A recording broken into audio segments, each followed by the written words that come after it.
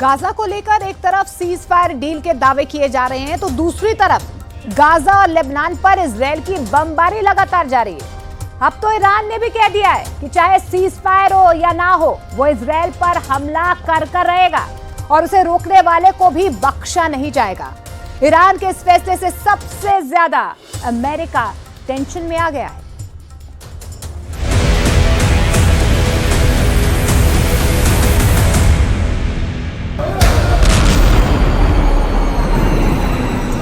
Gaza में ये धमाका तब हुआ जब अमेरिका के विदेश मंत्री एंटनी ब्लिंकन इजराइल के दौरे पर पहुंच रहे थे।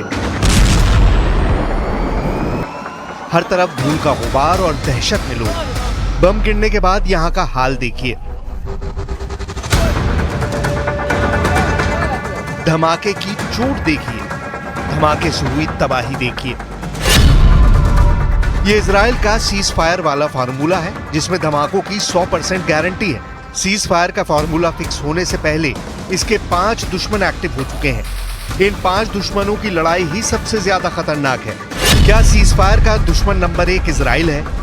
क्या सीज फायर का दुश्मन नंबर 2 हमास है? क्या सीज फायर का दुश्मन नंबर 3 हिजबुल्लाह है? क्या सीज फायर का दुश्मन नंबर 4 ईरान है? और क्या सीज फायर का दुश्मन नंबर 5 खुद अमेरिका है? गाजा में 40,000 से ज्यादा लोगों की मौत हो चुकी है। लाखों लोग गाजा में बेघर हो चुके हैं। हमास के कब्जे में अब भी 120 इजरायली नागरिक हैं। इन्हीं को बचाने के लिए सीज फायर की चर्चा हो रही है और इसी दौरान गाजा के खान यूनुस में भी इजराइल का एक बम गिरा। धमाके के बाद अस्पताल की तरफ लोग भागने लगे। ये वो खून है जो सीज फायर की आड़ में उस पर बातचीत के दौरान बहाया जा रहा है। गाजा में 40,000 लोगों की मौत और 120 इजरायली बंधकों के बीच इजराइल और अमेरिका की क्या बातचीत हुई है, इस पर सबकी नजर है। बेंयामिन नेतन्याहू और एंटनी ब्लिंकन की मीटिंग पॉजिटिव बताई जा रही है, लेकिन क्या गाजा में धमाकों के बीच कोई सीज फायर टिक पाएगा? दूसरा बड़ा सवाल, गाजा के नुसरत कैंप में बम की गारंटी वाला ऐसा सीज फायर कब शुरू होगा? यह अब भी बड़ा सस्पेंस बना हुआ है। इसलिए सवाल है कि क्या इजराइल सीज फायर का दुश्मन नंबर 1 है? ऐसा इसलिए क्योंकि इजराइल में नेतन्याहू और ब्लिंकन के बीच जो डील हुई है उस दौरान ऐसा धमाका बहुत डराने वाला क्लाइमेक्स नहीं, बल्कि तबाही की एक नई शुरुआत नजर आ रहा है।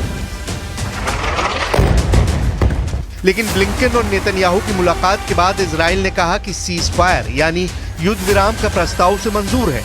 इस सीज फायर की पेशकश को ब्रिजिंग प्रस्ताव नाम दिया गया है। अब हमास को फैसला करना है कि वो शांति चाहता है या युद्ध। यानी इजराइल ने गेंद हमास के पाले में डाल दी है। लेकिन इस प्रस्ताव के साथ साथ गाजा पर बम भी गिराए जा रहे हैं और इसी को लेकर हमास का शक गहरा गया है। لا شك انه في محاولة لزرع التفاؤل هذا صدر بعد انتهاء جولة الدوحة، لكن الحقيقة لا يبدو لي أن هذا التفاؤل هو جاد، بل على العكس تماما هذا التفاؤل يحاول أن يخفي كثير من العقبات التي يصنعها الإسرائيلي। हमास के रुख से साफ है कि उसे नेतन्याहू पर यकीन नहीं है। इजराइल ने भी हमास की लीडरशिप को बख्शने का कोई सिग्नल नहीं दिया है।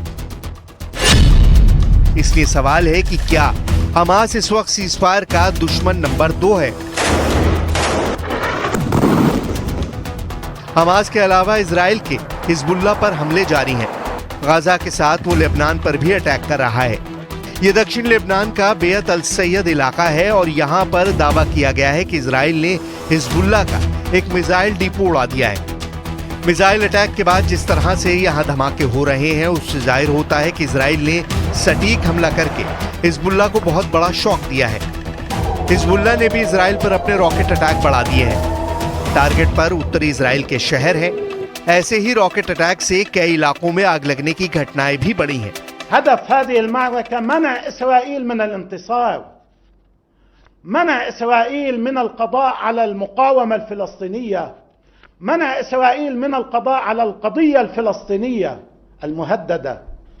هذا يجب أن يكون هدف، لأنها لو وفقت إسرائيل في هذا الهدف كل المنطقة كما ذكرت قبل قليل ستكون في خطر.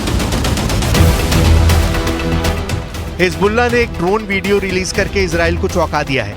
इस वीडियो में हिजबुल्लाह का एक क्वाडकॉप्टर ड्रोन इजराइल के खुफिया ठिकाने में घुसकर वहां लगे कम्युनिकेशन टावर के करीब से वीडियो रिकॉर्डिंग करता है। इजराइल के खिलाफ 416 लड़ाकों को खोने वाला हिजबुल्लाह बहुत भड़का हुआ है। इसीलिए सवाल है कि क्या हिजबुल्लाह इस वक्त सीजफायर का दुश्मन नंबर 3 है। इससे पहले इजराइल वेस्ट बैंक में हमास के 2 कमांडरों को मौत की नींद सुला चुका है। वेस्ट बैंक का जेनिन इलाका यानी फिलिस्तीन का वो इलाका जो पूरी तरह से इजराइल के कंट्रोल में है। यहाँ पर ये कार चल रही है और इस कार में जिंदा चल रहे हैं 2 लोग जो हमास के अल कस्साम ब्रिगेड के कमांडर थे। नेतन्याहू का मैसेज साफ है, सीज फायर नहीं, खुल्लम खुल्ला फायर करेगा इजराइल। इजराइल ने अपने तेवर दिखा दिए हैं। नेतन्याहू बार बार बता रहे हैं कि हमास गजा में भी मरेगा, हमास लेबनान में भी मरेगा, हमास ईरान में भी जिंदा नहीं रहेगा और वेस्ट बैंक में भी इजराइल हमास को नहीं छोड़ेगा। इजराइल के हमलों से बात साफ हो गई है कि सीजफायर के दुश्मन एक नहीं बल्कि ज्यादा हैं। जेनिन जैसे हमलों ने इस युद्ध को और फैला दिया है। इजरायली सेना इस वक्त न सिर्फ गजा में एक्टिव है, उसकी गाड़ियां इस वक्त पूरे वेस्ट बैंक में भी घूम रही हैं। उत्तरी वेस्ट बैंक में तुलकरम कैंप के अलावा जेनिन के आसपास सबसे ज्यादा हिंसा देखी गई है। जेनिन और तुलकरम इस वक्त वेस्ट बैंक का रफा और खान यूनुस जैसा वॉर जोन बन चुका है।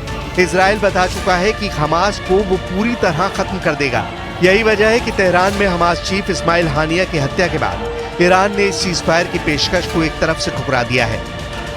این موضوع طبیعتاً ارتباطی با حق مشروع و قانونی و شناخته شده جمهوری اسلامی ایران در پاسخ به متجاوز و تنبیه متجاوز ارتباط در واقع مستقیمی پیدا जाहिर है कि ईरान इजराइल पर हमला करेगा तो इजराइल फिर जवाब देगा और इस तरह युद्ध का ये चक्र चल पड़ेगा।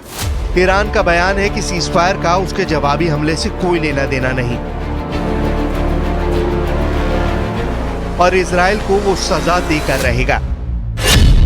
इससे सवाल उठता है कि क्या इस वक्त ईरान सीजफायर का दुश्मन 4 है।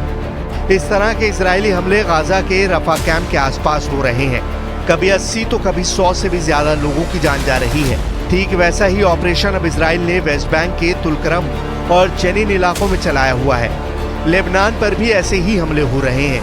कुल मिलाकर गोलियों की बौछार, बारूदी सुरंगों के धमाके और गलियों में गोलीबारी की तस्वीरों ने पूरी दुनिया को परेशान कर दिया है।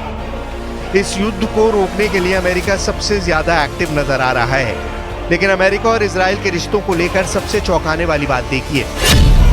अमेरिका के विदेश मंत्री 7 अक्टूबर के बाद से 10 बार इजराइल का दौरा कर चुके हैं। कभी इजराइल का समर्थन तो कभी सीजफायर का प्रेशर, लेकिन गजा और लेबनान के ऑपरेशन बता रहे हैं कि नेतन्याहू भी नहीं चाहते कि सीजफायर हो। क्या ये वाकई सच है? In a very constructive meeting with Prime Minister Netanyahu today, he confirmed to me that Israel accepts the bridging proposal, that he supports it. It's now incumbent on Hamas to do the same. And then the parties, with the help of the mediators, the United States, Egypt, and Qatar, have to come together and complete the process of reaching clear understandings about how they'll implement the commitments. चारों तरफ से घिरे गजा में 40,000 लोगों की मौत के बाद भी इजराइल पर दबाव डालने में अमेरिका पूरी तरह नाकाम साबित हुआ है। अब बाइडेन ने अपनी सीजफायर टीम को एक्टिव कर दिया है। विदेश मंत्री एंटनी ब्लिंकन को फौरन इजराइल भेजा गया और ब्रिजिंग प्रस्ताव के नाम से सीजफायर की पेशकश पर एक तरह से नेतन्याहू की मोहर लगवा दी गई। सवाल है कि क्या ये सब अमेरिका में चुनाव को देखते हुए किया जा रहा है। सवाल उठता है कि क्या अमेरिका इस वक्त सीजफायर का दुश्मन 5 है। ये सवाल इसलिए क्योंकि अमेरिका ने अपने जंगी बेड़े इस वक्त हर दिशा में तैनात कर दिए हैं, चाहे वो लेबनान का समंदर हो, चाहे वो यमन का समंदर हो या फिर ईरान के करीब फारस की खाड़ी। अमेरिका की नौसेना हर जगह मौजूद है और इससे भी कोई शक नहीं कि उसके एयरक्राफ्ट कैरियर वाले बैटल ग्रुप के पास परमाणु हथियार भी हैं। इसीलिए सीजफायर के शुरू होने से पहले ही इसके 5 बड़े दुश्मन साफ साफ नजर आ रहे हैं।